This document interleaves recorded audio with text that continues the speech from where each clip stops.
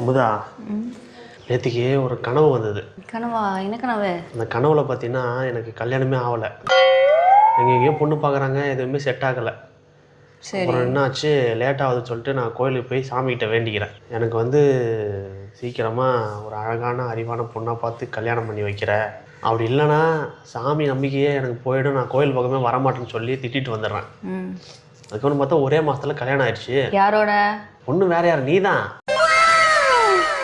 நிஜமாவா? ஆமாம் ஆமாம். அதுக்கப்புறம் கல்யாணம் முடிஞ்சதுக்கப்புறம் மறுபடியும் ஒரு மாதம் கழித்து கோயிலுக்கு போயிட்டு.